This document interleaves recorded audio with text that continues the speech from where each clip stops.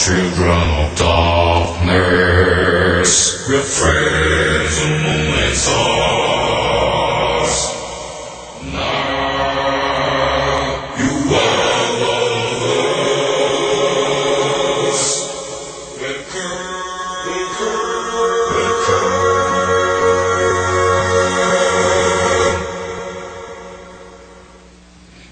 자, 위대한 한국의 뮤지션 코너. 오늘은 지금까지의 출연자분들에서 조금 다른 점이 있다면 오늘로서 이 위대한 한국의 뮤지션 코너의 최연소 게스트 기록이 경신되었다 하는 것과 그 다음에 이 기타리스트들이 지금 주류를 이루고 있는 전통은 계속 유지가 되고 있습니다. 그런데 이제 출연자가 최연소 출연자가 되다 보니 이 데뷔하던 당시의 모습을 제가 직접 목격한 그런 케이스가 되겠어요. 그러니까 고등학교 2학년에서 3학년 넘어갈 때였나 그때쯤에서 제가 동숭동에서 들국화 공연을 보고 약간 쇼크를 먹었고 근데 그때는 이제 드러머가 없는 소극장에서 굉장히 단촐한 공연이었고요. 그리고 그때까지 우리나라에 락 공연이 없었습니다. 그 락 공연 한다 그러면은 굉장히 작은 극장에서 또 자기들 레파토리가 자작곡이 없었어요. 그래서 한 밴드는 나와서 1시간 반 동안 공연하면서 처음부터 끝까지 디퍼플, 한 밴드는 공연하면서 처음부터 끝까지 레드 제플린, 뭐 그런 경우도 있었는데, 그러니까 뭐 자기들이 얼기설기 만든 이 자작곡을 앨범이 나오지 않은 상태에서 공연장에서 이렇게 들었을 때, 좋은 걸 이라고 얘기할 수 있는 그런 경우는 기대하기가 굉장히 힘들었거든요. 고등학교 3학년쯤에서 친구가 죽이는 공연이 있다 하는 말을 하길래 안 죽이면 네가 죽는다 라고 얘기를 하고 따라가서 봤는데 일단 그 앨범이 아직 안 나온 밴드의 공연장인데 굉장히 많은 사람들이 그것도 이 밴드를 그냥 보러 가지 뭐 이런 자세가 아니라 이렇게 반짝반짝하는 눈빛으로 굉장히 열성적으로 기다리고 있는 모습이 굉장히 특이했었고 뭐냐면 뭐야 이미 이 장소에서만은 이미 엄청나게 유명하잖아 라는 분위기가 드는 그런 장르 분위기였고요. 그 다음에 PA 스피커가 처음 보는 규모로 산더미같이 쌓여 있었던 것으로 기억이 납니다. 그때 보통들 무대 위에 올려놓은 앰프 가지고 그냥 공연하고 그랬는데 꿍 하는 이 스피커가 굉장히 세게 자리를 잡고 있었고 공연이 보컬리스트가 나오면서 이렇게 바람 잡으면서 시작을 하는 게 아니라 기타리스트가 연주를 시작을 하면서 공연이 시작을 하는데 그 관객들이 보컬이 없는 상태에서 이렇게 뿅 가버리는 그런 장면을 보고 일단 문화적 충격을 받았고 이게 가능하구나 하는 보컬리스트가 나오면서부터는 굉장히 재수없어 했던 기억이 납니다. 왜냐하면 노래를 굉장히 잘했는데 너무 예쁘게 생긴 거예요, 보컬이. 그래서 그 잘하는 노래가 귀에 안 들어오고 아이씨 그때 썼던 말을 직설적으로 표현하자면 남자 새끼가 어떻게 저렇게 잘생긴 뭐 이런 생각을 계속 하고 있었던 생각이 납니다. 그 당시에 그 연주곡 가운데에서는 게리 무어의 파리장 오크레이스가 있었고 보컬이 들어간 노래 카피곡으로는 디오의 라스트 인 라인도 있었습니다. 그런데 앨범이 좀 있으면은 몇 달 뒤면 나올 수도 있을 것 같다 라는 소개와 함께 이 노래가 나왔는데 그 공연장 안에 있는 사람들이 이 노래를 이미 다 알고 있는 거였어요. 한 절반은 따라 부르는 분위기로. 그래서 그 당시에 저는 사실 우리 국내 밴드의 자작곡에 대해서 별로 그렇게 인정을 안 했었거든요. 너무 허접한 수준의 곡들이 너무 많아서. 근데 처음 듣는 곡이었는데 그 당시 메탈 소년이었던 제가 이렇게 눈물이 그렁그렁 날 정도로 되게 멋지더라고요. 그리고 나서 몇 달 뒤에 앨범이 나오고 그게 빅히트를 기록하게 될 거라고는 생각을 못 했었어요. 기타리스트가 무대에서 한편에서 이렇게 딱 폼을 잡은 다음에 기타를 손으로 이렇게 탁 때리니까 기타에서 땡땡 종치는 소리가 나더니 노래가 시작을 하더라고요. 부활의 희야죠.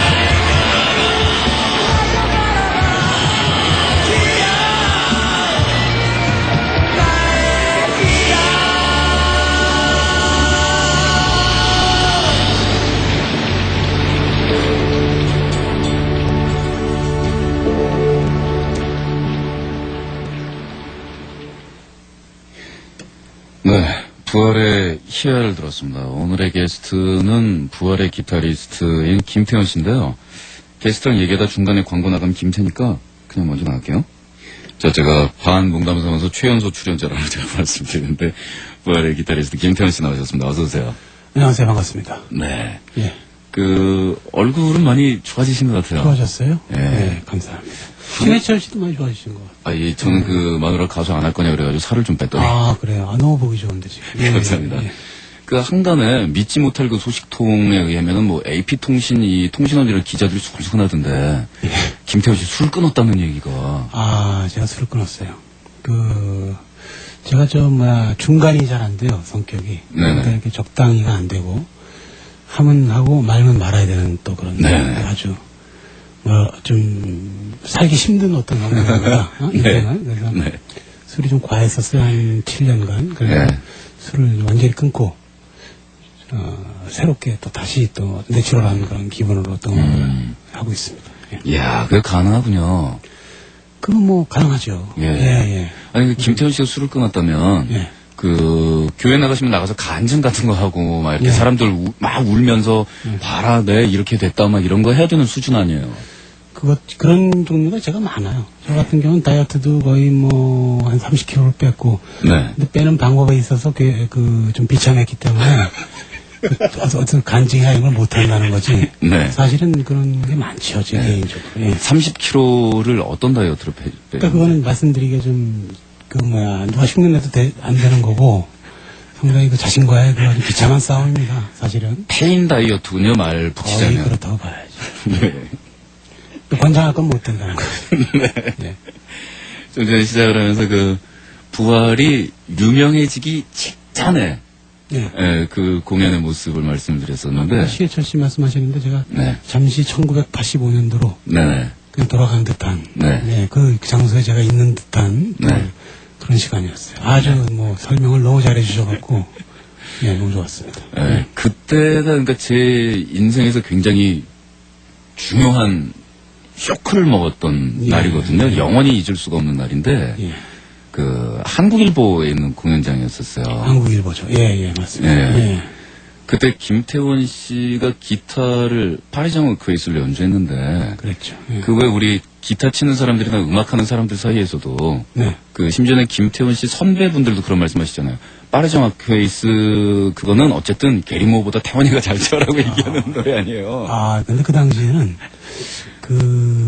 파르젠 워크웨이를 치는 분들이 꽤 있었어요. 그러니까 김도균 씨 같은 경우 제가 먼저 쳤죠. 그분의 프레이즈를 보고 사실은 지금 와서 고백하는 건데 사실 그분 치는 걸 보고 제가 쳤어요. 그 나중에 최근 들어서 DOA 활동하면서 김도균 씨한테 제가 고백을 한 바에 물론 그 곡이 워낙 명곡이다 보니까 그 당시에 신해철 씨가 감동을 받았다면 너무 고맙죠. 근데 독특한 해석이나 연주도 멋졌고, 무대에서 표정이요. 일단, 까만 자가 거의 안 보였어요. 그때는 거의 제정신이 아니었죠. 제가 완전히 몰입한 상태에서, 왜 놀랐냐면, 옆에서 이 사람은 연주하다가 칼로 찔러도 모르겠더라고요. 그래서 그걸 보면서, 극찬을 또. 쇼크를 먹은 게, 음악하는 사람들의 세계는, 뭔가 나 같은 평범한 이 학비리하고는, 딴 세계가 완전히 뭐가 하나 있나 보다. 저는 정확히 그 당시, 여기 청취자 여러분도 듣고 싶어 하시는 부분일 테지만, 저는 정확히 그 시대에 그 당시에 신해철 씨 모습을 정확히 기억하고 있는 사람 중에 한 사람입니다. 안 돼! 근데, 말할 수 없는, 물론 선배들만 있었으니까 말은 안 했죠, 그 당시에는. 안 했는데 굉장히 어떤 신비함을 갖고 있는 소년 같은 그런, 느낌이었고. 정말이에요. 그리고 아주 저는 멀리서 항상 바라봤지만, 항상 박수 치는, 또 어떻게 보면 또 굉장히 존경스러운 그런 후배인 것 같습니다. 무슨 얘기를 하다가 이걸 지금 얘기하고 있는. 그래서 이 얘기를 계속하면은 이제 친분에 의해서 출연자가 결정된 것으로 아는 사람들이 있기 때문에. 근데 솔직한 제 감정을 표현하는 거예요. 한 번쯤은 얘기하고 싶었던. 어쨌든 고맙습니다. 부활이, 데뷔했던 연도수가 정식 레코드 데뷔로 따지자면은 86년이죠. 86년이 되고요. 그렇죠. 부활이 창단되었던 해는 85년입니다. 85년. 지금 이제 2004년으로 접어들었으니까. 내년이면 이제 20주년 되죠. 그러니까 내년이면 20주년 되는 거죠. 네. 정말로 대단한 세월의 그런 기록이 남게 됐습니다. 참 오래됐죠. 네. 그간에 정말 잠깐 지나간 것 같은데 흔한 얘기지만. 네. 굉장히 시간이 오래 흘렀고. 네. 85년도에는 사실 어떻게 보면 아까 말씀하신 부분하고 다른 게 기억하실 거예요. 그때는 이제 김종서 씨가 네. 활동을 했죠. 네네. 김종서 씨가 오히려 앨범을 내기 전에 굉장히 많이 같이 활동을 해줘서 예. 아마 그 80년대 앨범에 많은 어떤 영향을 끼치지 않았는가 하는 물론 그 데뷔 앨범의 이승철 씨도 굉장한 어떤 그런 느낌과 이런 걸 줬지만은 김종서 씨의 그 어떤 그런 것도 무시할 수가 없죠. 김종서 씨도 그 부활의 전신이라고 얘기할 수 있는 그때는 밴드 이름이 검은 진주인가요? 제 기억에 안 나요. 검은 진주. 예. 였다가 디엔드. 그건 부활의 전신이죠. 그러니까 부활의 전신이요. 예. 그때는 이태현 씨, 미란 탄생 이태현 씨하고 저하고 보컬을 했었고. 그리고 이제 그 이후에 이제 김종서 씨가 들어오면서 부활을 개명을 한 거죠. 그 전엔 디엔드였고. 네.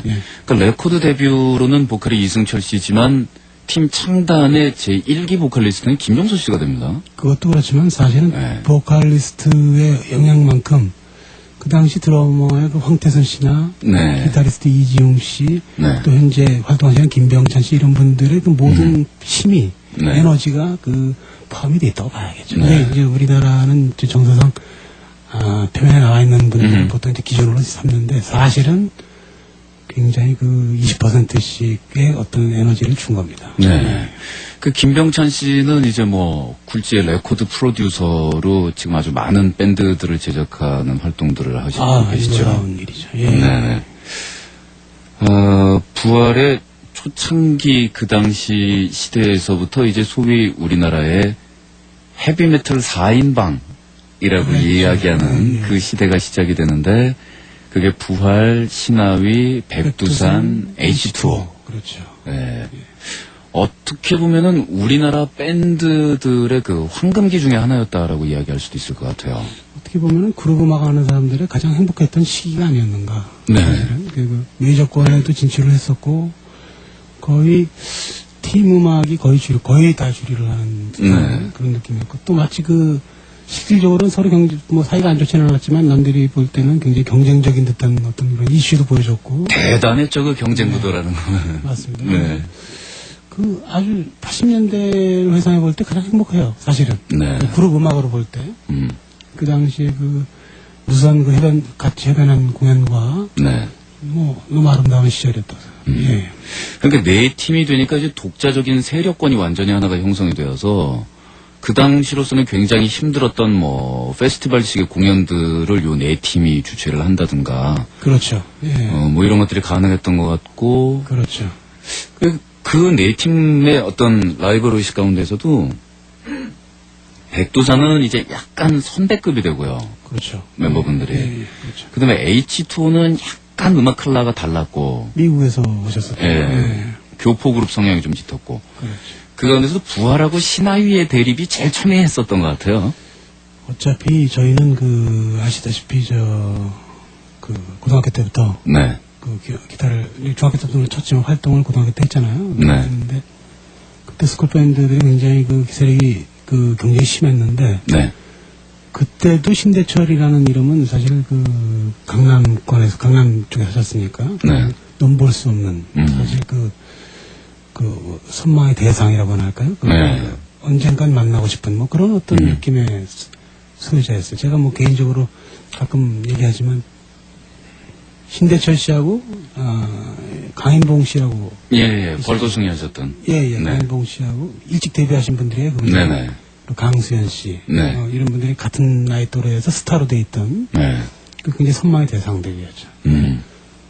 그런 상태에서 부활이라는 팀으로 사실은 아주 완전 언더에서 신화이라는 팀을 만나서 같이 공연하고 경쟁을 한다는 자체도 굉장히 솔직히 말씀드리면 굉장히 뿌듯했었어요.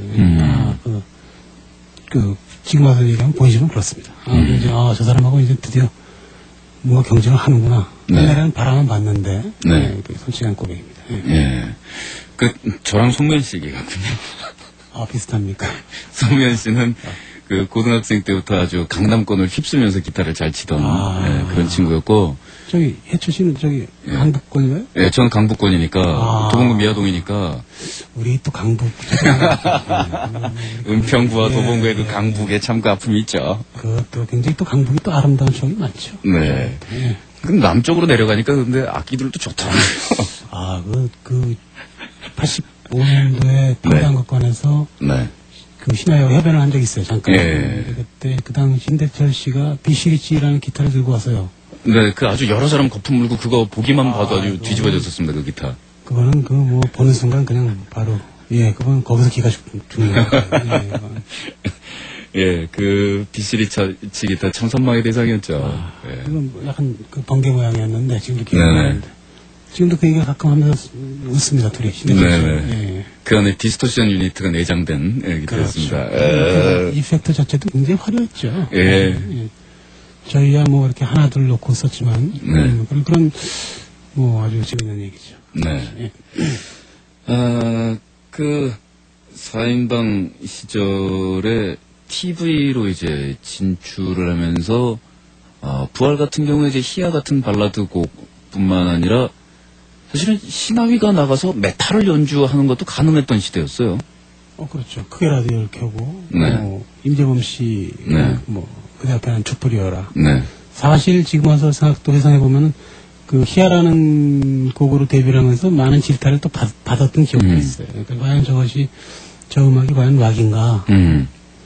그 당시에는 굉장히 22살의 제 나이에서는 굉장히 감당하기 힘들면서 이걸 어떻게 대처해야 될까 하는 그런 고민을 했던 기억도 있고 지금 와서 생각하면 다 같은 음악인데 그게 음악에 락이 높고 뭐가 낮고 할 수는 없는 거거든요, 사실. 근데 그 당시에는 또 그런 거에 고민하면서 몰두했던 또 그런 추억이 있어요. 그게 이제 인터넷에서 나름대로 자기 의견을 쓰는 아마추어 평론가나 음악 매니아나 또 음악을 듣는 분들이나 그런 분들이 이제 나름대로 이제 의견이 엇갈리지 않습니까? 그렇죠. 근데 부활하고 신하위의 양자 대결은 그 당시에 우리나라의 하드록 헤비메탈이라는 그 경쟁 구도에서 누가 더 빨리 치느냐, 누가 더 시끄럽게 연주하느냐, 누가 더 힘을 가지고 있느냐. 이제 남성 특히 팬들한테는 그걸 가지고 싸우게 되는 싸울 이유 없는 거지만 어떻게 보면 이만 스틴이라는 사람의 등장으로 많은 기타리스트들이 사실 망가졌다고 봐야 돼요. 그건 거기서부터 어마어마한 속주는 누구나 치고 싶어 했고 그러면서 사실은 지금 와서 생각하면은 그것은 그의 음악이지. 사실 모든 이가 그렇게 칠 필요는 없는 거. 기타라는 것도 사실은 어떻게 보면 보컬리스트의 목소리처럼 그 기타리스트의 목소리거든요. 그 목소리를 노래를 하는데 빨리 노래를 한다고 잘하는 것만은 아니다. 그런 거를 아주 늦게 알았죠. 그래서 부활하고 신하위의 이야기에서 이제 그런 이야기들을 하는 것 같아요. 부활 같은 경우에는 일반 가요풍의 노래라든가 발라드 가운데서도 국내 그냥 일반 가요 팬들한테 어필할 수 있는 그런 노래를 쓸 수 있고 부를 수 있고 한 이 폭이 훨씬 넓었기 때문에 조금 더 히트를 내기가 쉬운 그런 면을 가지고 있었다라는. 그래서 그게 좋다 나쁘다라는 얘기는 아닌데 그에 비해서 그러니까 신하위에 대해서는 조금 더 락적이고 부수고하는 노선을 유지한 것은 분명한데 그 대신에 이 외국 스타일하고 흡사한 면으로 따질 때는 부활 쪽이 더 변형이 차라리 많고 신하위 같은 경우는 외국 락밴드랑 그렇다면 상당히 비슷한 거 아니냐. 독창성이라는 면에서는 오히려 부활이 나은 게 아니냐고 이야기하는 사람도 있고요. 그렇게 얘기하는 사람도 있죠. 락은 부셔야 된다라고 얘기하는 사람들은 이제 부활은 히트곡 내고 가요 탑텐 넘버원도 하는데 무슨 락! 이렇게 얘기하는 사람도 있죠. 그렇죠. 근데 사실은 가장 무서운 것은 그 80년대에는 그런 논란이 있었다는 거죠. 그게 어떤 관심에 포함되는 거죠. 90년대 들어가면서 그런 논란 자체도 없는 무관심의 어떤 상태로 빠져들었다는 거죠. 그 락 음악에 대해서. 어찌됐든 간에 관심을 가져준다는 거는 굉장히 발전의 어떤 요소가 되는 거예요. 그렇습니다. 좋은 얘기거나 나쁜 얘기거나 오해거나 해간. 근데 그 무관심이라는 단어만큼 음악하는 사람한테 가장 큰 공포는 없는 거거든요. 그렇죠.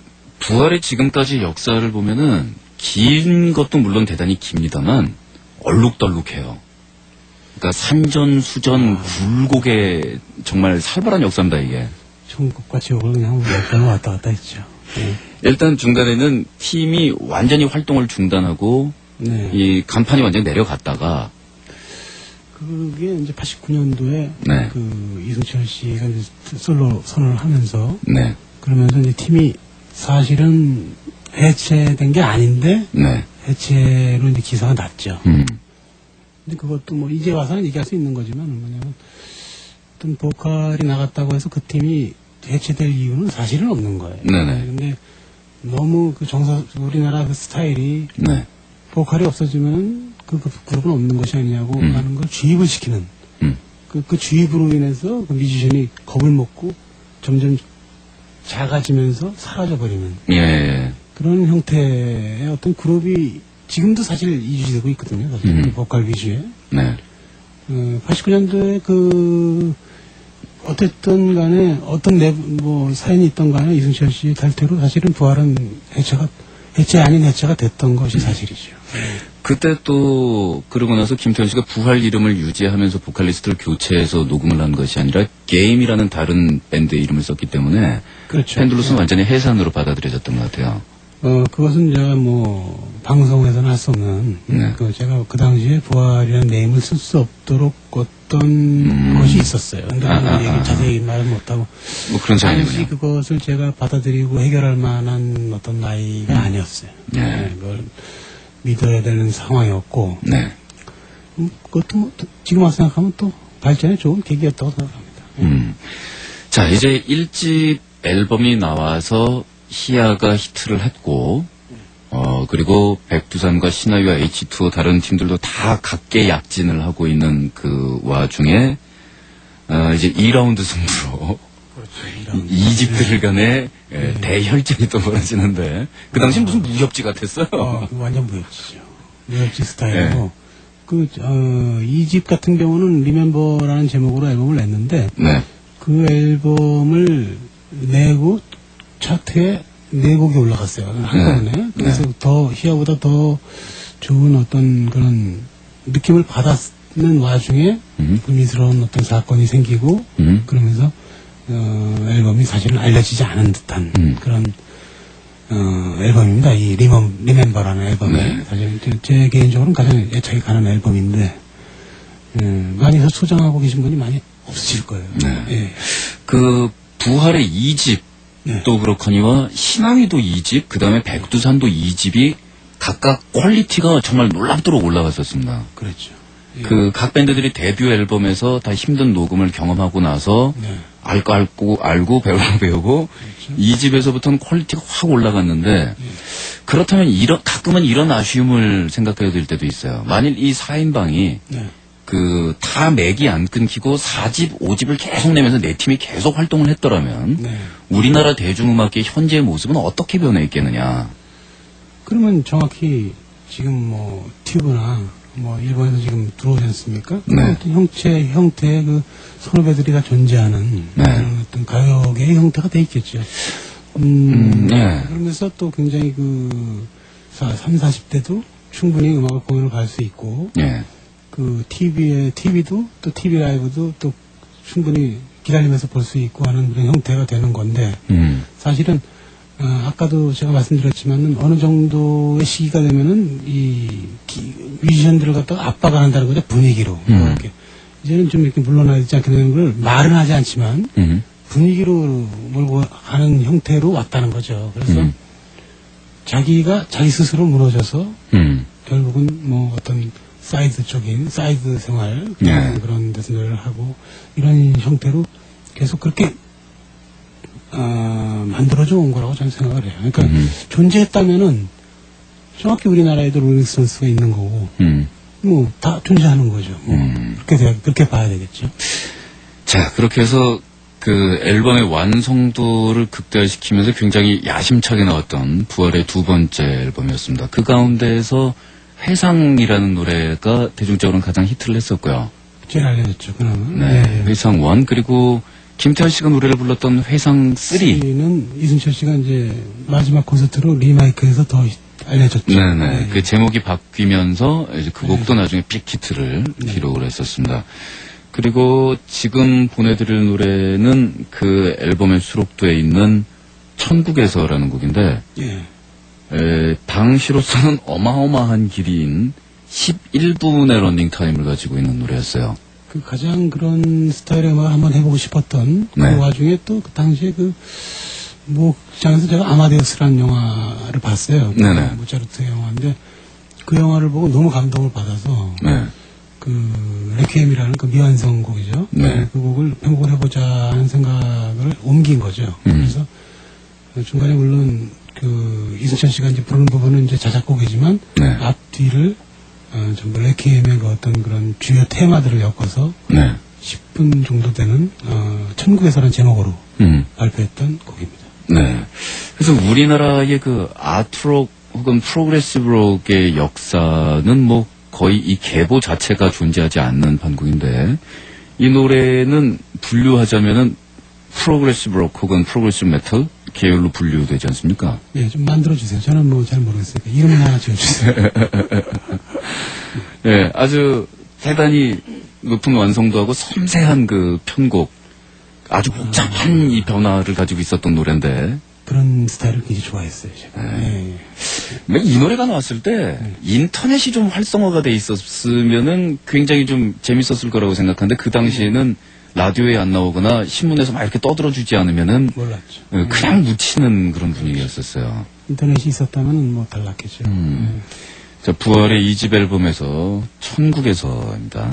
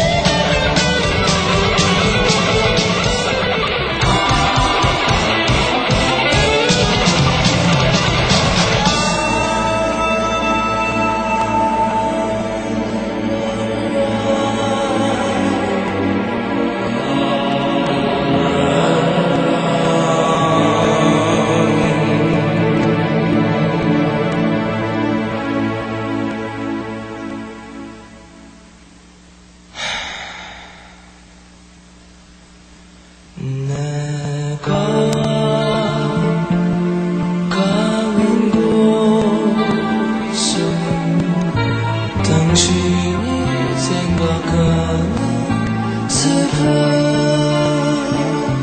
것이 아니야. 자 이제 당신이 웃으며 뒤돌아야 가지를 말할 때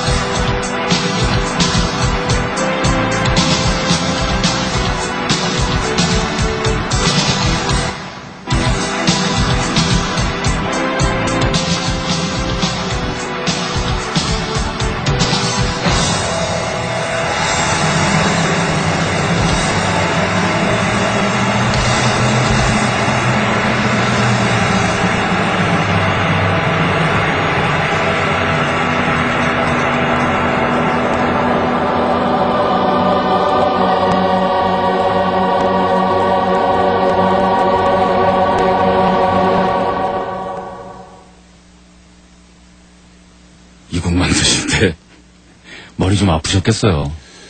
그렇죠. 굉장히 시간이 오래 걸린 그 네. 당시 멤버들하고도 굉장히 상의를 굉장히 많이 했던 기억이 있어요. 네.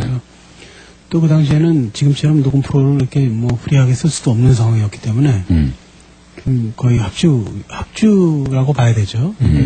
지금처럼 더빙이 아닌 네. 그 한 번에 연주한 그런 곡이죠. 예. 네. 그 당시 이제 최첨단으로 등장했던 그 샘플러에 의한 이 코러스 아호는 합창 소리도 나오고. 예, 준호 60이죠. 예. 그 요즘 시대에는 뭐 아주 흔한 소리가 됐지만 당시에는 허걱 저 소리가 뭐 이런 그런 그렇죠, 거였습니다. 그렇죠. 당시에는 굉장히 좀 파격적인. 그런 것들을 보면 이제 기타리스트로서의 김태원 씨 또 작곡가로서의 작품자로서도 그렇지만 어떤 강력한 리프를 위주로 해서 그 리프가 반복되는 그런 하드록의 패턴보다는 예. 그 섬세한 멜로디를 따라가거나 변화 계속 뭐 좀 변화가 있다거나 예. 그런 쪽으로 애시당초에 이 본인의 취향 자체가 그런 쪽으로 좀 가 있었던 것 같은데요. 저는 그 중학교 때 그 음악을 사실 접했는데 네. 그때 사실 그 굉장히 어떻게 보면 지금 와서 보면 굉장히 그 컴플렉스가 굉장히 많은 그 어떤 그런 소년이었어요. 근데 네. 유일하게 가장 친했던 것이 그 라디오였어요. 그 라디오, 예. 제가 소유하고 있는 라디오가 작은 게 하나 있었는데 네. 그 라디오에서 밤 10시에 하는 그 영화음악 프로그램 그 영화음악 프로그램을 녹음하면서 음악에 사실 그 많이 눈을 뜬 그 스타일이에요. 그러니까 그룹을 좋아한 거는 그 이후에 이제 레드제플린이나 디퍼플을 멋있게 봤기 때문에 이제 이루어진 거고 네. 사실은 멜로디 라인이나 모든 게 애니어 모리코네나 이런 영화 음악하는 사람들이 그 영화 음악에 굉장히 지금도 그 음악들의 매력을 느껴요 저는. 그리고 음악은 여러 부류의 음악이 있지 않습니까? 네네. 멜로디 저는 멜로디를 중요시하고 또 사람들이 듣기 편하고 네. 그런 음악을 좀 추구하는 편이죠. 예. 엘리오 모리코네의 멜로디 역시 연주곡으로 변형시킨 노래가 있었죠. 시스테마라고 있죠. 네. 예. 그 곡도 당시에는 그 곡이 알려지지 않았었어요. 예. 시스테마라는 원곡이 네. 지금은 뭐 가끔 CF에도 나오고 하는데 네. 그 당시 제가 이제 중학교 때 들었던 그 감동적인 멜로디였기 때문에 네. 기타로 좀 약간 시끄럽게 이제 표현을 해본 거죠. 네. 그 엘리오 모리코네가 김태원 씨 그 멜로디나 그런 방향에는 아주 지대한 영향을 미친 것 같고요. 아, 그럼요. 그 이후에 미션이나 모든 곡들은 거의 제가 헤드폰에 꽂고 다녔어요. 네.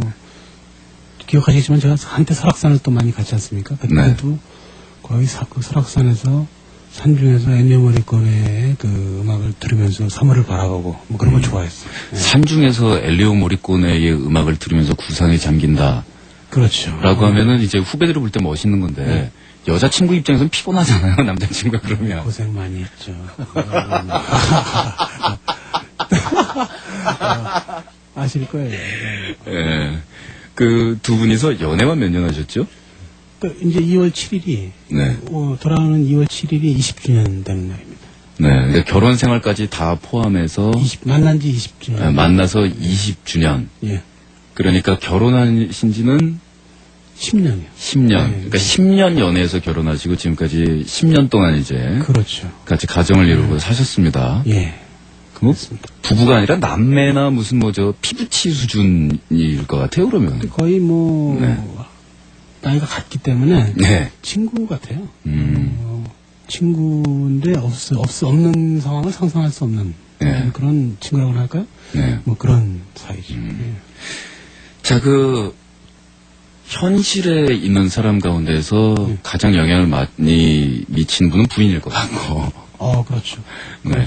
그리고 그런 멜로디나 이런 쪽에 영향을 미친 사람은 엘리오 모리코네일 것 같고. 엘리오 모리코네에다가 네. 우리나라의 김정호 선배님이라든가 예. 뭐 이런 분들 그 신정호가 뮤직파워 때의 음악이라든가 뭐 이런 그 뭔가 그 멜로디가 좀 라이너적인 좀 그 정서죠. 그런 것들이 묘하게 이렇게 접합이 됐다고 봐야 돼요. 예. 그 저희 프로그램에 출연하신 기타리스트 분들하고 그런저런 이야기를 하면서 족보를 대충 이제 정리를 하는 작업을 계속 해나가고 있는데 그 1세대 기타리스트가 신중현 씨와 김홍탁 씨 세대에 시작된 예. 그 기타를 한국인이 잡고 연주하는 게 과연 가능한가? 뭐 이런 게 시작되던 시대라면은 예, 그렇게 봐야 되겠네요. 예, 제 2기가 이제 최희철 씨의 시대부터 시작되는 그렇죠. 완성되는 네, 거겠네요. 예, 그 예. 기타를 사용하는 기교나 예. 이런 것들이 이제 외국 것들을 보고 있던 것들 흉내내는 수준이 아니라 예. 그들과 대등한 테크닉을 구사하게 되는 맞습니다. 예. 그런 시대가 열리고요. 그리고 이제 3기를 어디로 설정하는가가 좀 애매한데 3기가 만일 4인방 시대가 된다면 그럼 틈이 너무 길어. 틈이 좀 벌어지죠. 예, 그렇죠. 예. 그러니까 3기가 있고 4인방 시대를 그럼 4기로 규정을 하면 예, 예. 4기가 하드록 디스토션 이파이 올리고 그렇죠. 속주 땡겨주시고 하여튼 이제 불꽃 튀는 기타 히어로들의 경쟁이 붙기 시작하는 그렇죠. 그렇죠. 그렇다고 봐야죠. 그런 시기가 되는데 그때는 정말 기타리스트들이 그 솔로 빨리 치고 막 이러는 거는 지금에 와서는 빨리 치는 게 뭐죠라고 말씀하셨지만 예, 예. 그 음악 팬들한테는 엄청난 선망의 대상과 예. 그 이번에 박찬호가 10승 하나 못하나 보다 더 큰 관심거리였어요. 그때는 자꾸 말씀드리지만 그 고등학교 때 이미 예. 그 그룹의 열풍이 그 송골매나 이런 팀으로 인해서 네네. 그룹의 열풍이 아주 심했어요. 각 학교마다 그 대표 주자들이 네네. 그룹 이름을 걸고 한 두세 달에 한 번씩 시합을 하고 그런 분위기였고 그런 그 고등학생 기타리스트들을 보러 여학생들이 그 모이고 근데 그 입에 오르내리고 예. 거기서 또 그 드러나기 위해서 그 어마어마한 연습들을 하던 그 시기가 바로 고등학교 때예요. 그러니까 그때 네네. 사실 어떻게 보면 라이너스나 활주로 무슨 네. 이런 팀들의 영향이 사실은 굉장히 컸다고 봐야 돼. 그룹 음악에 있어서는. 우리도 저렇게 해야 되겠다. 물론 레드 제플린이나 디퍼플은 약간 이상적인 분위기였고 실질적인 어떤 실존적인 상태에서는 그런 팀들의 영향이 굉장히 크지 않았는가. 예. 그렇게 봅니다. 그 당시 80년대 말에서부터 90년대 초까지는 팝 음악과 비슷한 음악을 만들어서 그걸 모사하는 게 더 이상적이고 그렇죠. 가요적인 냄새가 난다는 것은 그것에 대해서 열등하다라는 식으로 받아들인 풍토가 굉장히 셌었습니다. 그랬죠. 예. 그런데, 그래서 예. 저 같은 경우 아까 말씀드렸지만 저는 좀 특이한 케이스인 거예요. 그러니까 네. 저는 그 우리나라의 그 선배들의 음악을 많이 연습을 들었어요. 개인적으로 듣고 그게 음악은 듣다 보면 자꾸 하는 사람들은 듣는 게 자산이거든요. 그러니까 듣는 게 그냥 제 자신의 배인 거죠. 네. 배인 상태에서 레드 제플린이 멋있는 바람에 자연스럽게 섞여버리는 듯한 그런 음악이었다고 생각합니다. 그 김태훈 씨 같은 경우에는 이제 그 아까 말씀드린 2기 선배 기타리스트들까지와도 개인적인 교분들이 있고 예. 영향을 받고 예, 예. 그러니까 우리나라 가요계하고 말하자면 그룹 사운드 계열의 흐름까지도 몸 안에 이미 정체성으로 있었던 사람인데 그렇죠. 예. 하드록 헤비메탈 팬 세대들이 볼 때는 예.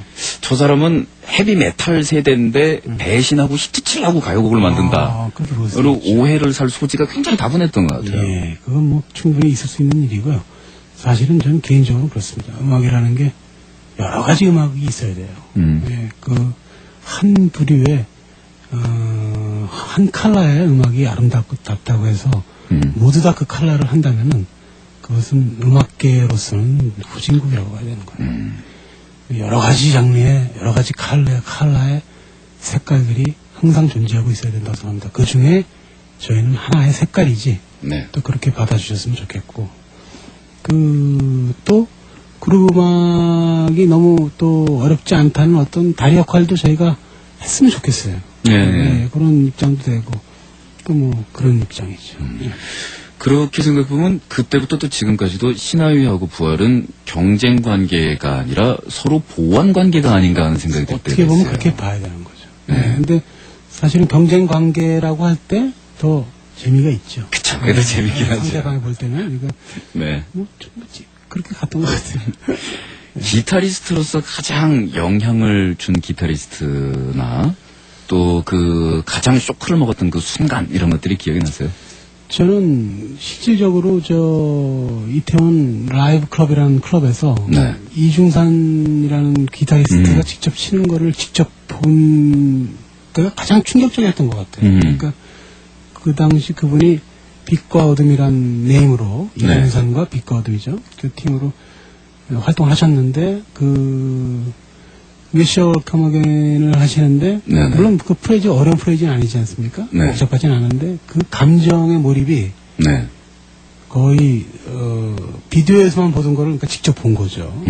미국 사람, 영국 사람에서 보던 거를 그런 어떤 충격과 또 그 기타리스트로서는 굉장히 그 어마어마한 충격을 받던 그런 그 찰나가 아니었나 아주 순간이 아니었나 네. 그렇게 생각을 합니다.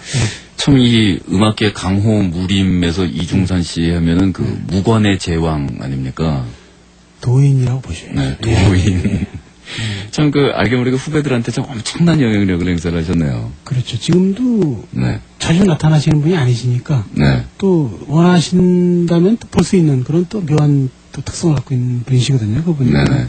가끔 저도 연락을 하고 하는데 아직도 그렇게 기타로 연구를 하시는 그 어떤 그런 분이 아닌가. 네. 자, 요번 앨범, 요번 노래는 뭘 들을까요? 아시다시피 3집에서 그 김재기 씨가 네네. 그 두 곡을 녹음하고 네. 3집 물론 8곡이 들어가 있습니다. 근데 네. 두 곡만 녹음하고 이제 그 고인이 되셨기 때문에 네. 나머지 곡을 저 혼자서 해결해야 할 수밖에 없는 어떤 굉장히 슬프면서 비참한 어떤 그런 상황에 제가 빠졌을 때 그 네. 친구를 추모하면서 쓴 곡입니다. 별이라는 연주곡인데요. 네. 김태현 씨의 기타 연주를 들어보세요. 부활의 별입니다.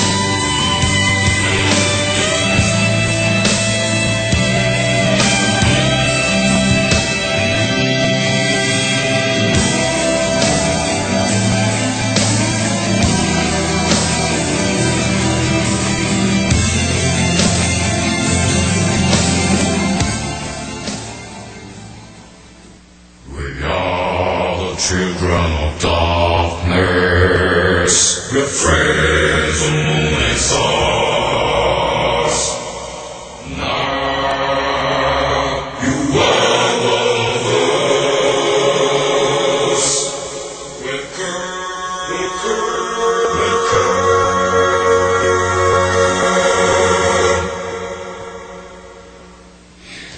자, 코모도스에서 프론트맨이고 보컬인 라이오넬 리치가 빠진 다음에 코모도스는 거의 붕괴됐어요.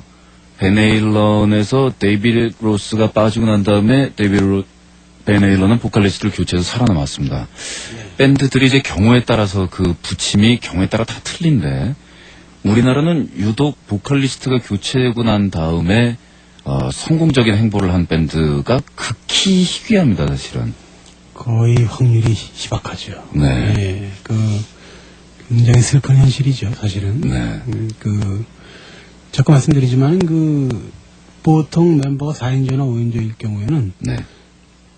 같은 퍼센테이지에 고생을 해요, 사실은. 그런데, 또 보컬이라는 분들은 사실은 그것을 누구보다도 더 많이 그것만큼은 알고 있어야 되는, 다른 사람은 몰라도, 네. 그런 체계가 돼야 된다는 거죠. 근데 그게 사실은 이게 그룹에서 어느 만큼 알려지고 했을 때는 이 주위에서 그 보컬을 가만 놔두질 않잖아요. 사실은 그 솔로를 하자. 또 뭐한 얘기지만은 어떤 금전적인 것도 하나를 다섯이서 나누는 것보다는 사실은 한 사람이 다 갖는 게 사실은 또 낫잖아요. 어떻게 보면 그러니까 그런 어떤 모순된 점들이 네. 사실은 어떻게 보면 그룹 음악에 굉장히 악영향을 끼쳤다고 봐야 되는 거죠. 네. 어쨌든 간에 부활은 살아남았을 뿐만 아니라 예. 오히려 상업적으로 최전성기를 맞이하게 됩니다. 그게 이제 3집 기억상실이라는 앨범인데요. 네. 고 김재기 씨가 아까도 말씀드렸지만 그분이 굉장히 집안이 어렵고, 네.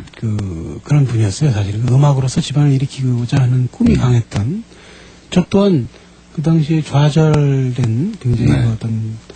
굉장히 음악인으로서 굉장히 가장 힘들었던 어떤 포인트였거든요, 제가. 네.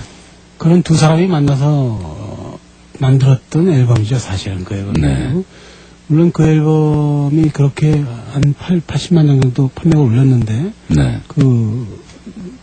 그 화려한 상황을 김재기 씨는 못 봤죠. 못 네. 봤지만, 굉장히 저 자신도 굉장히 의아했고, 아니, 어떻게 보컬을 바꿨고, 또 그룹이고, 네. 또 5년간 등장하지 않았었고, 네. 했는데, 어떻게 이 사람들이 이렇게 우리 음악을 사랑해줄 수 있는가 하는 어떤 그런 희열의 네. 94년이었던 것 같습니다. 94년도에 부활이 다시 비상하면서 심지어는 TV 차트를 넘버원을 차지를 하고 예. 그 노래가 전국을 이제 도배하다시피 하면서 네. 엄청난 판매고를 올리고 그러니까 이승철이라는 보컬리스트가 사실은 그 프론트맨으로서의 참 엄청난 스타성을 가진 그렇죠. 예. 그런 불세출의 스타인데 그 이후에 김재기 또 그 동생인 김재희 씨로 이어지는 예. 그 라인업은 그런 화려함 쪽의 라인업은 아니었는데 그렇죠. 어떻게 보면 음악은 듣는 건데, 네. 사실은 듣는 쪽을 승부를 걸었다고 봐야 되겠죠. 그러니까 어차피 보컬이 없었기 때문에 TV를 할 수는 없는 상황이었고, 라이브도 힘들었고, 네. 하기 때문에 라디오를 통해서 사람들한테 들려주고, 그래서 평가를 받는 어떤 그런 형태에 있었죠. 네. 그러니까 굉장히 불리한 형태였다고 봐야 되겠죠. 상황이. 아무튼 그 당시 94년은 정말 흔하게 보이던 어떤 사물이 달리 보일 정도로 아주 저한테는 놀라운 그런 네. 한 해였습니다. 예. 그리고 아주 김태원 씨의 음악 캐리어에서는 아주 기나긴 터널이라고나 할까요? 그러니까 89년도부터 94년간 네. 제가 어떻게 지금 와서 회상해보면은 아주 음악인으로서 가장 힘들었던 모든 부분들을 다 겪었던 시기가 아닌가.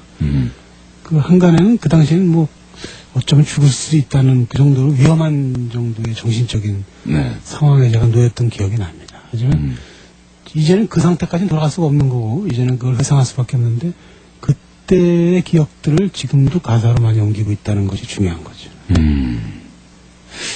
자, 그리고 나서 김재기 또 김재희 형제가 부활의 보컬이 됐고 그 다음에는 박완규 씨가 예, 박완규 씨. 예. 네.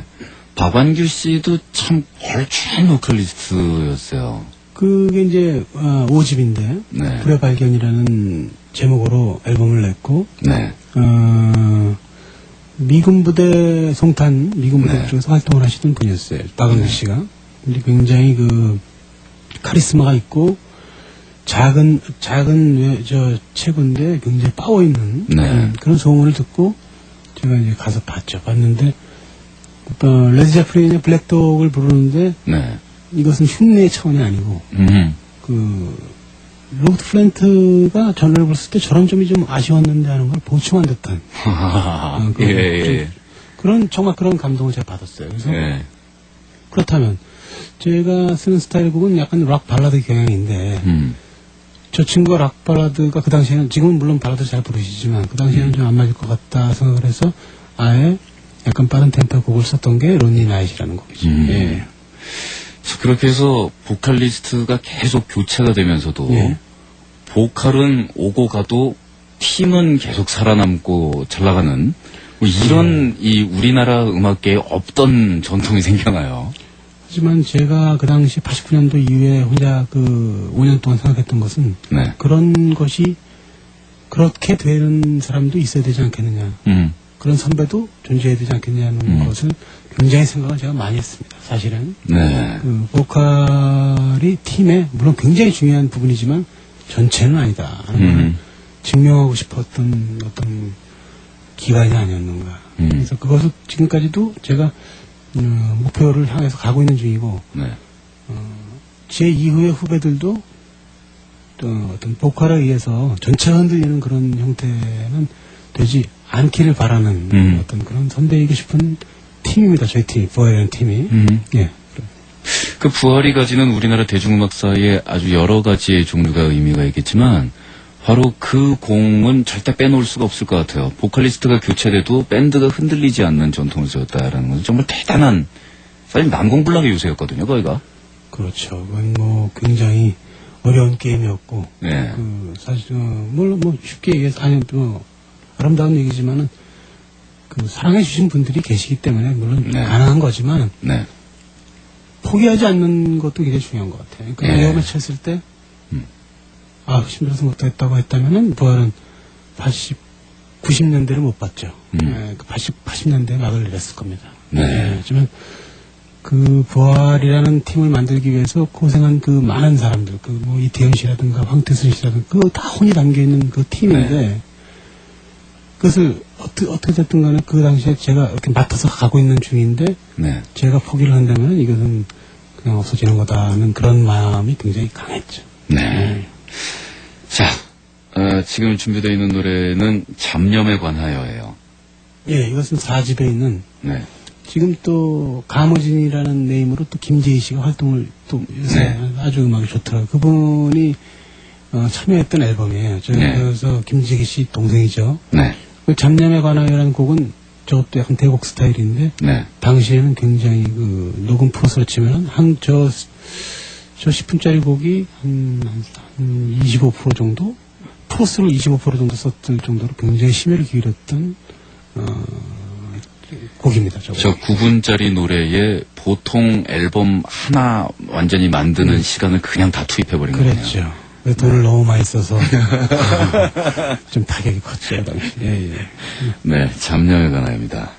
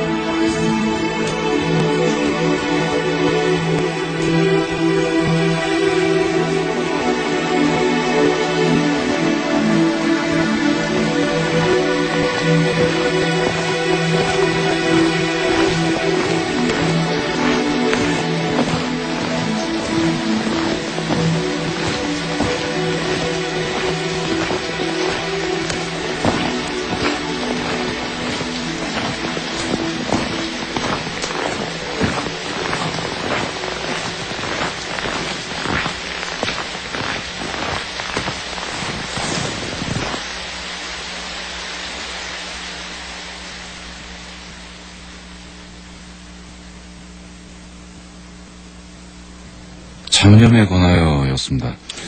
지금 예. 생각해보면, 그 당시에 또, 신해철 씨도 불멸의, 뭐에 대하여가 있었나요? 불멸에 관하여. 불멸에 관하여. 예. 저도 절망에 관하여, 관하여 시리즈가 몇 개 있어요. 근데 그게 이 앨범이 제 기억에는 그 이후에 나왔던 것 같아요. 그래서 보이지 않는 건데 영향을 받은 것 같은 느낌이 들어요. 아니, 관하여 썼다고 했어요. 아니, 그건 저로서는 굉장히 중요한 거예요. 우리 네. 또 표절을 굉장히 또 네. 무서워하는 우리들은 또 이게 중요한 내용이죠. 그렇죠. 다른 사람들은 다 괜찮다 그러는데 본인만 경기 들려가지고. 근데 그런 순수함을 꼭 지켜야 됩니다. 네. 정말 중요한 얘기인 것 같아요.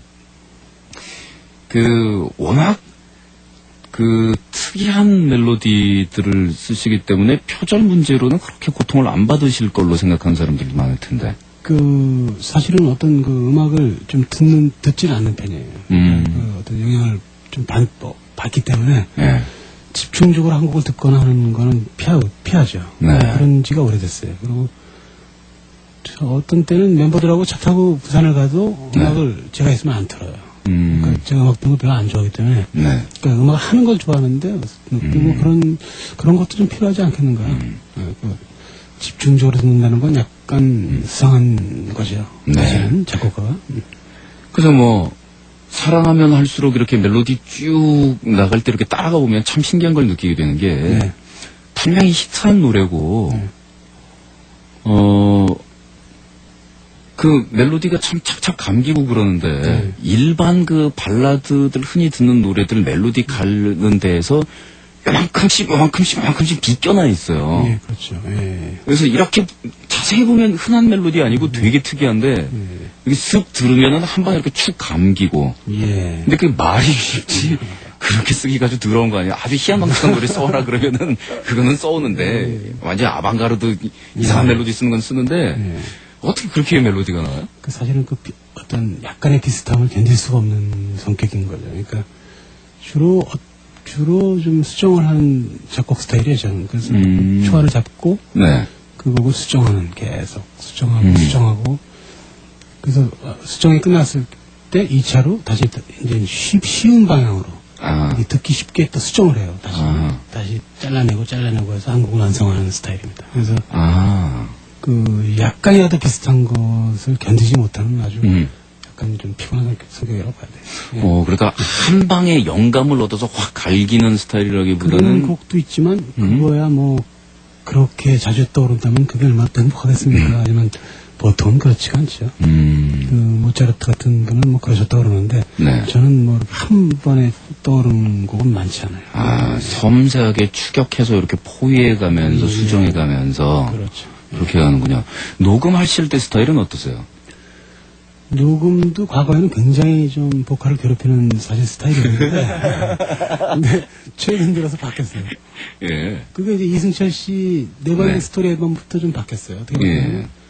이승철 씨 같은 경우는 두세 번 노래하고 안 해요. 괜찮죠? 그러고 끝나는데, 그때는 좀 그런 제 스타일이 아니니까, 나중에 듣고 보니까 또 그것도 굉장히 좋더라고요. 자연스럽고. 네. 그 이후부터는 그냥 좀 이렇게 쉽게 녹음을 하는, 그러니까 그 당시의 느낌을 그냥 옮기는 듯한, 그런 방식으로 바뀌었어요, 지금. 네. 자, 지금 준비되어 있는 노래는 불의 발견 시리즈인데요. 네. 이것도 제목이 참 멋있어요.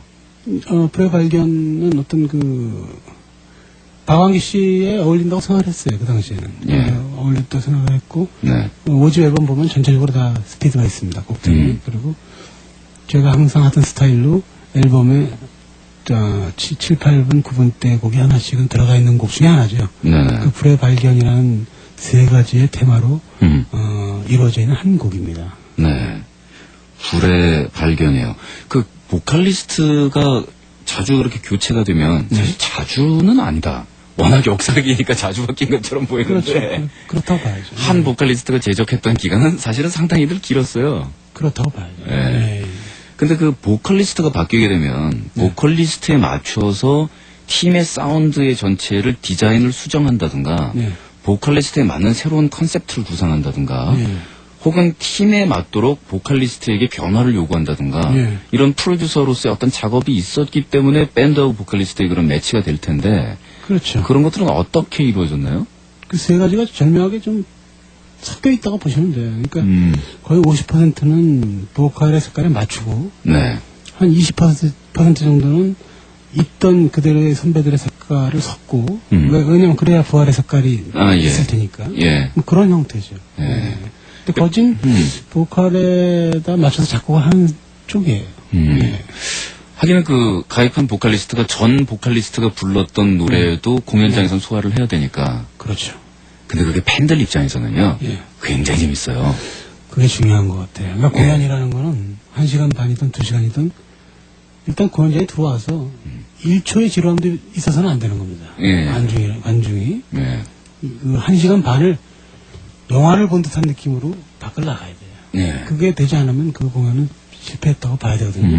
또 뭐한 얘기지만 공연 티켓이 사실 그 싼 게 아니잖아요. 사실 그럼요. 요새 뭐 5만 원대가 넘어가는데 제 개인적으로 볼 때는 뭐 어떤 뭐 매트릭스나 뭐 이런 영화 제가 한 뭐 6, 7천 원 내고 봤을 때 그 2시간 동안 제가 감동받는 거는 어마어마했거든요. 사실 옛날에 뭐 스팅이나 뭐 이런 영화들이 그럼 그거 5만 원이면 10배의 감동을 줘야 된다고 저는 생각을 하죠. 그러니까 1초의 지루함은 있어서는 안 됩니다. 그러니까 음악이 히트곡이든 뭐든 리메이크든 뭐든 쉴 틈을 줘서는 안 된다고 생각해요. 그 기타리스트의 어떻게 보면은 숙명인데 우리나라에 이제 음악을 한다 그리고 기타를 친다. 근데 본인이 기타를 담당하면서 보컬을 직접 맡는 경우가 아니라면 필연적으로 자기 음악을 표현해 줄 파트너인 보컬리스트를 만나야 됩니다. 그렇죠. 그런데 이제 딜레마라면은 우리나라 같은 지금 현재와 같은 풍토라면 한 곡만 히트나면 솔로 한다고 나갈 것이고. 그렇죠. 그걸 잡을 여력이 없어요. 그리고 그 솔로를 도저히 하지 못할 것 같은 그래서 스타성이 애시당초에 없는 보컬리스트를 만난다면 팀 활동에 만족은 할지는 모르지만 이 밴드 프론트맨 구실은 또 못합니다. 그렇죠. 이 기타리스트 입장은 아주 괴로운데 아주 안타까운 얘기죠. 그런 케이스를 조절해 가면서 지금까지의 행보를 해오셨는데 그런 입장에 처해 있는 기타리스트 후배들한테 조언을 주신다면 어떤 말씀 주고 싶으세요? 어떤 인간과 인간이 만나서 일어나는 일들이기 때문에 누구 한 사람의 욕심도 있어서는 안 됩니다. 그러니까 저 친구하고 나는 죽을 때까지 하겠다 하는 것은 넘어서야 된다는 얘기죠. 그러니까 또 이 팀에 들어와서 저 친구가 팀을 빛내줄 수 있다면 분명히 좋은 거고 또 팀을 어떻게 해서 팀을 탈퇴해서 그 친구가 또 밖에서 자기 솔로 활동을 해서 더 또 좋은 활동을 할 수 있고 자기 전신의 어떤 팀을 다시 말로 할 수 있다는 거는 그 자체를 다 그냥 자연스럽게 받아들여야 된다는 거죠. 그러니까 어떤 우리가 중고등학교 때 우린 끝까지 가는 거야 뭐 이런 거는 이제 그 나이 때나 있는 얘기고 지금은 각자를 축으로 다 돌고 있지 않습니까? 사실은 가정도 각자를 축으로 돌고 있거든요. 그 복잡한 관계를 어떻게 어떤 팀의 리더라고 해서 강제로 잡고 있을 수 있으며 그건 저는 불가능하다고 생각해요. 그러니까 계속 머물러 준다면 좋지만 보컬이 또 어떤 멤버가 팀을 탈퇴하겠다고 한다면 그 또한 놔줘야 된다고 생각해요.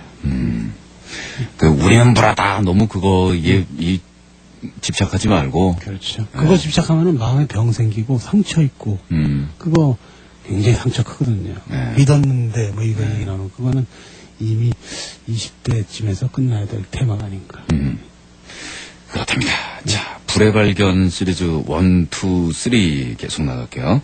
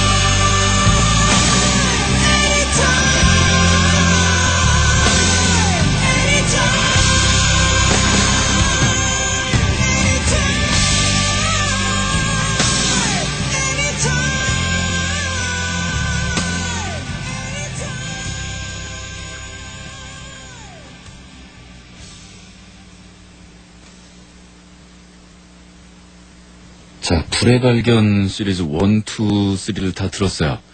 참 거쳐간 보컬리스트들이 음색도 다르고, 외모도 틀리고, 사실, 락밴드의 보컬리스트들이지만 천차만별이에요. 두 사람이 목소리가 다 다르거든요, 사실은. 네. 근데 어떻게 보면 좋은 목소리만 고르다 보니까, 네. 비슷한 보컬들이 많은 것 뿐이지, 사실은, 정말 노래를 잘하는데, 방향을 모르거나, 기이었거나, 네. 그런 사람들이 많습니다. 네. 저는 그렇게 믿고 있어요. 이번 앨범이 부활의 9번째 9집이죠. 예. 예, 9집 앨범인데 예. 보컬리스트는 몇 명입니까? 거쳐간 분이. 지금까지요? 네. 김종서 씨는 레코드 데뷔 이전이니까 안 센다고 해도 잠깐만, 이승철이야. 지금 이제 세고 계십니다. 한 6분, 그러니까 이승철 씨, 김재기 씨, 김재희 씨, 네. 김기현 씨, 이성욱 씨, 네. 박광규 씨. 예. 그렇죠. 6명이네요. 예. 네. 그러니까 지금 새로 들어온 보컬리스트 정단 씨라고요. 네, 정단 씨까지 하면은 7 그렇죠. 이번이 7대 보컬리스트가 되네요. 7대죠. 예. 야, 20년 역사의 보컬리스트 7대. 예. 그렇게 많은 것 같지는 않은데. 아니 명가죠, 명가. 예. 그 7번째 보컬리스트 정단 씨. 예. 그 목소리하고 외모하고 전체적으로 볼 때 이 부활이라는 팀에 참 잘 어울리는 컬러다라는 생각이 들던데. 사실은 좀 모호한 얘기지만 예. 정단 씨 자신의 그 컬러도 굉장히 아름다워요. 아름답지만 예. 그 이번 앨범에서 소나기라는 곡을 리메이크했는데 네. 고김재기 씨가 부른 네. 그 노래를 녹음하면서 굉장히 그 소름 끼치는 듯한 그런 느낌을 받았어요. 그러니까 그 부활의 역대 보컬리스트의 그 목소리를 잘 소화를 해요. 그러면서도 자기 컬러가 있어요 또. 예. 그러니까 아주 묘한 그 어떻게 저런 사람이 지금까지 어디에 있었는가 하는 마치 그 어떤 그 쓰러져간 구단에서 네. 기가 막힌 투수를 발견했을 때 그 어떤 예. 그런 느낌을 예. 받았습니다. 예. 어디서 찾아내셨어요? 오디션에서 봤죠. 오디션에서. 한 8, 900명 정도 봤어요. 예.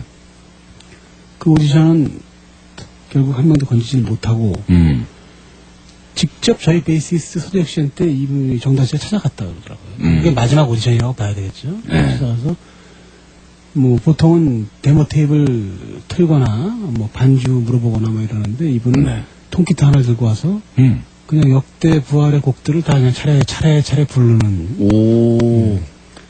그래서 그냥 바로 저한테 밤에 연락이 와서 바로 만났죠. 네. 그래서 일단 요새 뭐 좋은 시설이 있으니까 노래방이라는 거기 가서 노래를 또 다 들어봤죠. 아, 그 노래방이라는 게 예. 이 기라성 같은 메이저 밴드의 보컬리스트 오디션 장소로 쓰이게 될 거라고 그걸 누가 알았겠어요. 아, 근데 그게 사실 굉장히 고마운 거예요. 사실. 예. 아, 대략 들어볼 수 있으니까. 아, 그렇죠. 예. 옛날 같으면 그 상상도 할 수 없는 일 아닙니까? 예. 그래서 스튜디오나 가거나 예. 또 다 돈 드는 일이고 사실. 예, 아니면 옆에서 누가 또 악기 놓고 반주 반주 옆에서 해주고 마이크 놓고 막 이래야 되는데 그냥 괜찮다 떠진다라고 노래방 좀 가보죠. 아, 그러니까요. 아주 예. 편리한 세상. 아주 아무튼 그 노래방에서 굉장히 제가 감동을 받았던 네. 그 방이 좀 좁았는데 거기서 네. 좀 감동을 받았어요. 제가. 그래서 바로 계약서에 사인을 하고 뭐 지금 녹음도 굉장히 잘 됐어요. 그래서 아주 네. 만족을 하고 있습니다. 예. 이번 9집은 부활 역사상 유례 없는 스피드로 진행된 앨범으로 들었는데요. 전에도 말씀드렸지만 제가 좀 이렇게 느낌 위주로 녹음을 이제 하게 됐어요. 저희 멤버들 다 그렇고요. 네. 또 다행히 저희 나머지 엄수환 씨, 최재민 씨, 서재혁 씨는 네. 저하고 또한 5, 6년간을 같이 또 지냈고 서로 뭐 느낌만 보면 이제 알고 물론 보컬은 계속 놓쳤지만 다행히 우리 악기들은 네. 오래 뭉칠 수 있었어요. 그래서 네. 그분들하고 반주는 굉장히 수월하게 녹음을 했고 정단 씨도 이승철 씨 스타일로 몇 번 노래를 이렇게 자주 하는 스타일이 아니에요. 그러니까 몇 번 부르고 거기서 이제 고르는. 그래서 녹음이 빠를 수밖에 없는 그런 상황이었죠. 네. 그 이승철 씨하고의 그 앨범 작업 녹음이 되고 네. 또 네버엔딩 스토리 역시 또 대단한 히트를 기록을 했기 때문에 네. 그 팬들 입장에서는 아마도 부활이 재결성된 그 라인업으로 계속 갈 것이다 하는 그런 기대감을 막연히 품었던 사람들도 있었을 것 같은데. 그랬겠죠. 네. 예.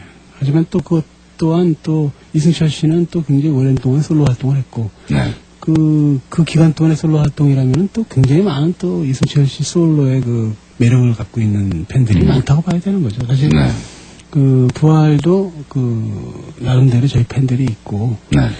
제 생각은 그래요. 뭐 또 세월이 지나서 네. 뭐 25주년이든 30주년이든 또 나이 들어서 또 한장할 수 있는 그런 또 멋있는 사이가 되고 싶어요. 네. 지금도 뭐 그렇습니다. 네. 만약 그렇게 돼가지고 다시 또 뭐 공연을 하게 된다라면은 이승철 씨가 솔로 시절에 냈던 히트곡에다가 부활이 이승철 씨 없이 냈던 히트곡 막 이거를 다 모으면은 네. 공연 시간이 상당히 길겠는데요. 뭐 워낙 양쪽에서 히트들을 많이 내서. 그런 시간이 온다면 정말 행복하겠죠. 네. 자, 그러면 지금 이제 부활의 역사 가운데서 지금 소개 안 된 부분들이 좀 있기는 한데, 예. 지금 일단 9집 앨범을 저희가 지금 많이 소개를 못 해드려서 네. 시간은 지금 얼마 남아있지가 않고 9집 앨범에 있는 노래를 일단 좀 소개를 했으면 좋겠는데요. 그 집은 그 오버 더 레인보우라는 제목을 갖고 있고요. 네. 그 오버 더 레인보우라는 제목이 요새 좀 추세인 것 같아요. 그러니까 그 무지개 너머라는 그 단어가 굉장히 희망적이면서 네. 그 어떤 또 희망이 필요한 어떤 시기고 예. 모든 게 뭐 인간이나 뭐 우리나라나 모든 부분에서요. 네. 또 그 부분에서 그 무지개 언덕 너머에 그 또 아름다웠던 어떤 사실들에 관하여 우리 사실은 제가 쓰는 가사들은 사실은 다 실제 실화들이거든요. 사실은 네. 그 뭐 사랑할수록이든 뭐 에반정 스토리든 실화를 바탕으로 쓴 글인데 네. 지났지만은 분명히 있었던 사실이었다 하는 어떤 것을 담았어요. 그 앨범 전체를 다. 네. 그래서 물론 타이틀곡 제목이 아름다운 사실이지만 나머지 곡들도 그런 뉘앙스를 많이 담았다고 봐야 됩니다. 내일이 됐다고 과거를 잊거나 네. 뭐 또 좀 무한 얘기지만 굉장히 아픈 기억을 잊거나 하는 것보다는 그 사실들을 받아들이는 게 굉장히 아름다운 게 아닌가 하는 느낌으로. 예. 네. 그래서 지금 보내드릴 노래는 아름다운 사실. 아름다운 사실. 아름다운 사실인데 그런 의미를 담고 있는 가사들이군요.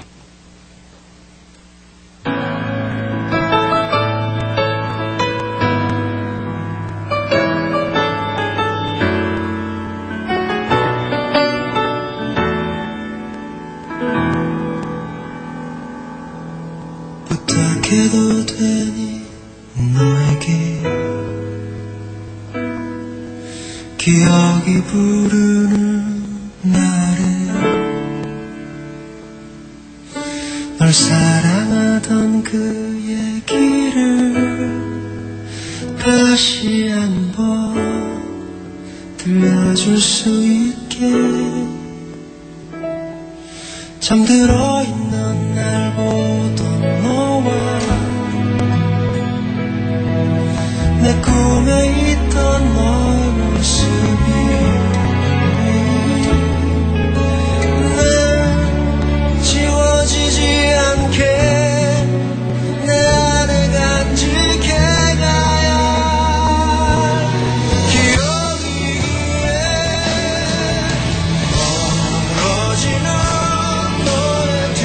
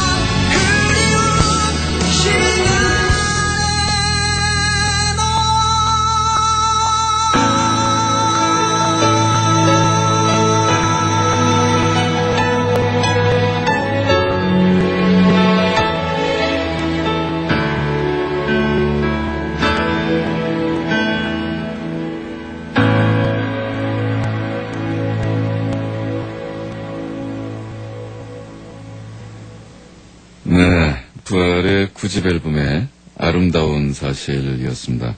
이 7대 보컬리스트로 네, 그렇죠. 세상 사람들에게 목소리를 들려주게 된 정단. 네. 참 이름이 참 정답죠. 네, 정단. 정단. 네. 목소리 굉장히 매력 있어요. 좀 묘한 뭔가가 있는 것 같아요. 진짜 묘해요. 예, 보컬에 굉장히 관심이 많지 않습니까? 제가 알고 있는데 특이한 색깔을 갖고 있지 않는가. 네. 예, 그런 생각이 자꾸 떠올라요. 예. 죽음의 보컬 조련사에서 이제는 폐업하시고 그냥 자연스러운 쪽으로 갑니다. 예, 보컬을 좀 편하게 해주는 방향으로. 예. 네. 소박하면은 너무 좀 답답한 느낌이 날 수 있고, 너무 화려하면은 쌍스러운데, 네. 그 중간에서 참 매력적인 것 같아요. 사실은 그 어떤 절제에 해당되는 얘기인데, 예. 사실은 상당히 절제가 필요해요. 그래야 또 몇 년이 지난 뒤에 들어도 실증나지 않는, 예. 그거의 정답은 사실 절제거든요. 예. 거기에 대해서 많이 토론을 하고, 녹음에 임했던, 예. 그런 곡입니다. 예전에 히트곡도 그러고, 김태현 씨 쓰는 멜로디가, 한 방에 빡! 온다기보다는, 좀 들어야 되죠. 두 번째나 세 번째에서 빡! 아니면 다섯 번째에서 헉! 이렇게 되는 경우가 있는 것 같아요. 감사합니다. 예. 그런 곡도 있어야겠죠. 예. 아니, 그게 근데 요즘처럼 이 속도 하는 세상에서 그렇게 흔한 일이 아니라서. 예. 사실 저희가 옛날에 들었던 그 백판 시대, 그 시대에 들었던 그 수많은 명반들은 사실은 좀 들었을 때 사실 왔었죠. 캔사스, 캐리언, 무슨 이제. Carry on my wayward son. 같은 곡이라든가. 예. 그런 곡들이나 모델 오브 필링이라든가 이런 곡들이 사실은 첫 번에 온 음악이 아니에요. 예. 계속 즐김으로써 익숙해졌고, 그 익숙함이 오래 머무는 그런 음악이었죠. 예. 그래서 부활 노래 뜨는 패턴 참 재미있잖아요. 이렇게 안 뜨는, 이렇게, 마지막에 뜨면은, 어떻게 된 거야? 이렇게 뜨잖아요. 그렇죠. 그러고 난 다음에도 차트에 굉장히 오래 머무는. 예. 내려갈 때는 굉장히 늦게 내려가고. 그런 불이죠. 예. 참, 어떻게 보면은 요즘에는 사람들이 어떻게 한 방에 듣게 할까, 어떻게든 튀게 할까 해가지고 좀, 음악하는 사람들이 좀 약간 눈살 찌푸려지는 조금 품이 없다 그런 풍들도 있는데. 근데 결국은 그 문제를 해결할 수 있는 방법은. 그룹 음악이 많이 발전을 해야 돼요. 그래서 그룹 음악이 발전해서 그룹 음악이 바탕이 돼서. 그 위에 이제 나와야 되는 건데. 그런 것들이 사실 소멸된 상태에서 그 허공에서 등장하는 듯한 그런 형태가 좀 그런 형태의 부작용이라고 봐야 돼요. 사실은. 예. 부활에서 일단 기타리스트로 연주 라인에서도 핵심에 계시고 또 작곡을 하고 프로듀스를 하고 다 하고 계시지만 사실은 가사를 쓰는 작사를 하는 김태원으로서도 참 많이 이야기가 된단 말이에요. 그 가사가. 가사는 아까 말씀드렸다시피 저는 그 사실을 바탕으로 제 과거에 겪었던 일들을 옮기는 겁니다. 사실은. 그리고 그만큼 굉장한 충격들이 많았다는 거죠. 그 가사는 사실은 충격이 많은 어떤 삶에 비례합니다. 그래서 사랑도 아픈 쪽이 낫고 좀 희열보다는 고통이 낫고 그 당시는 아프지만 그것이 가사에 다 모태가 된다고 저는 보거든요. 그래서 저한테 그런 질문을 하는 후배들한테도 그런 얘기를 합니다. 지금 현재가 힘들어도 그것이 너한테 그것을 담아둘수록 미래는 밝아진다. 그 김태우 씨 가사를 보면은요, 자극적인 단어나 희한한 단어, 어감이 아주 튀는 단어들은 거의 없어요. 그런 걸 좀 기피해요. 그러니까 일단 노래 자체 멜로디 자체에 걸릴 것 같은 악센트나 글자는 쓰지 않습니다. 쓰지 않으니까 부드럽게 넘어가고 음악 자체를 몰두해서 사람들이 듣게끔 하지 않습니다. 그냥 어떤 카페에서 어떤 연인이 얘기를 할 때 그 두 연인의 배경음악이고 싶은 거죠. 그러니까 그런 식으로 접근을 합니다. 그런 식으로 접근을 하는 음악을 만드는 걸 좋아해요. 그러면서 중독을 유발시키는 건데, 예, Yesterday나 그 비틀즈의 그런 명곡들이 사실 지금 들어도 굉장히 우수하잖아요. 그런 간단한 코드웍에서 사실 어떻게 보면은 그런 것처럼 어떤 그런 쉽고 또 쉽게 상대방의 침투하지 못하지만 서서히 침투하는 그리고 오래 남는 그런 걸 연구하는 거죠. 저는. 예. 그래서 지금 우리나라 가요계에서 잘 나가는 작곡가들이 이야기하는 이론에 대해서는 완전히 정반대에 되는 배치되는 이론을 쓰고 계십니다. 아까도 말씀드렸지만 그런 사람도 있고 저 같은 사람도 있고 사람은 여러 가지가 스타일이 있어야 된다고 저는 생각을 하는 거죠.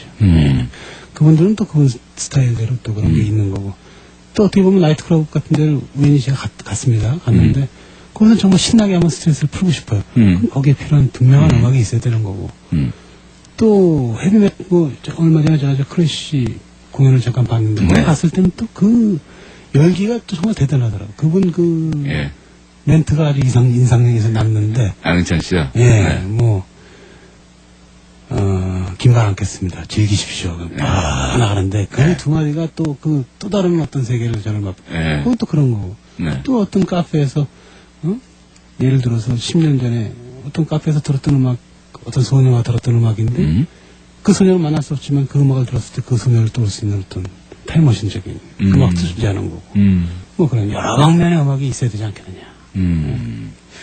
이 지나가는 사람을 이렇게 이거 좀 들어보시라고 이렇게 잡아서 돌려 세우는 게 아니라 멀어지면서 이렇게 그냥 쓱 들으면서 갈 수 있도록 해준다라는 얘기인데. 그렇지, 배경음악이 돼야 되는 거예요. 좋군데요. 네, 개인적인 생각입니다. 너무 신선합니다. 그래요. 네, 감사합니다. 그런데 요즘에는 김태식 가사가 아주 무난하고 평범한 듯 보이는 그 단어들인데 그 단어가 조합되어 있는 글들을 음악에 얹어서 그걸 씹으면 굉장히 평범한 요런 안에 뭐가 더 없는 것 같은데 씹으면 안에서 끈적한 게 계속 나와요. 그러니까 그 안에서 상당히 고통스러웠던 거나 그 안에 있던 기억이나 시간들이나 사연이나 이런 게 씹으면 계속 끝간도 없이 나와가지고 씹으면 이거 또 나오냐 막 이럴 때까지 나오는데 사실은 간접적인 경험을 토대로 쓰는 가사와 직접적인 자기 경험을 토대로 쓴 가사와의 사실은 차이라고 봐야 돼요. 그러니까 어떤 분이 이런 말을 했어요. 꽤 유명하신 분인데 노래를 다 만들어 놓고 제목을 못 정하는 거예요. 제목을. 그것도 여러분이 모여서 거기서 그런데 어떤 사랑의 굉장히 뼈아픈 기억을 갖고 있는 어떤 작사가가 지나가면서 그 제목은 이거 사랑해 같은데 하고 지나갔다 이거예요. 근데 그 작사가가 말한 사랑해는 감동이 오더라는 겁니다. 그러니까 그 전에 사랑해라는 건 너무 촌스러워서 안 썼는데 그건 붙일 생각도 안 했는데 지나가는 그 작사가의 사랑해라는 말은 감동이 와닿았다는 얘기죠. 그건 뭘 얘기하냐면 그 사람의 직접적인 경험에 의한 사랑에는 사람한테 감동을 줄 수 있다는 겁니다.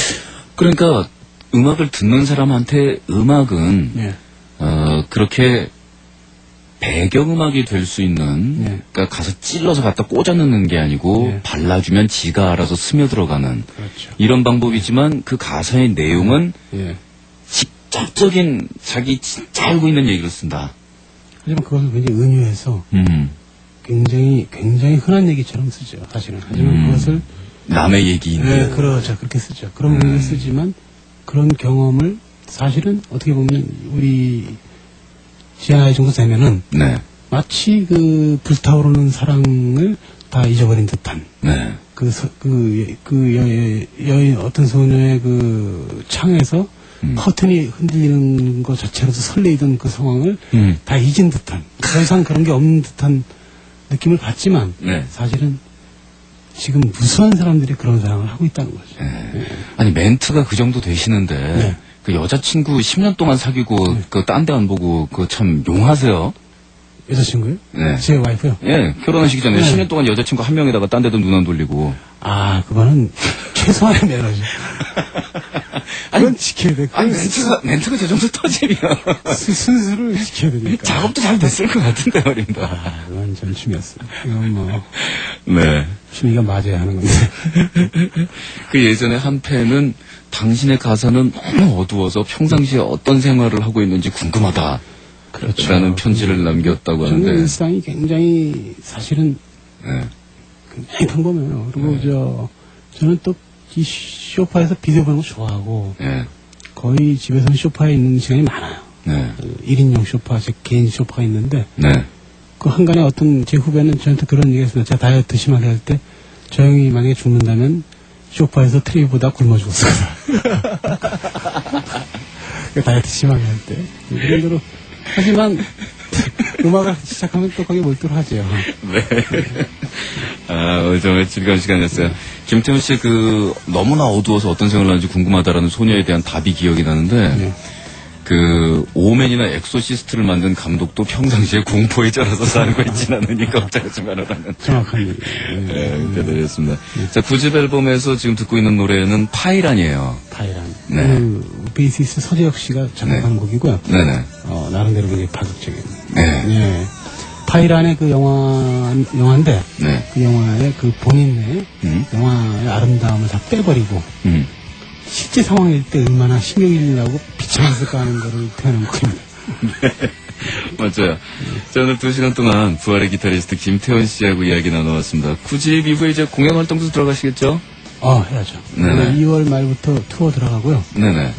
신해철 씨가 좀 도와주시면 좋겠습니다. 제가 할 수 있는 거라면은 옛날하고 다름없이 가서 기타줄 튜닝하고. 무슨, 오셔서 무대에만 잠깐 올라와 주셔도 영광이겠습니다. 전 녹 안 쓸었어요. 제가 옛날에 형 기타 튜닝 나가게 한 적 없잖아요. 왜 그래요? 또 아름다운 추억이죠. 네. 자, 파이란 보내드리면서 오늘 시간 마치겠습니다. 너무 고맙습니다. 네, 감사합니다.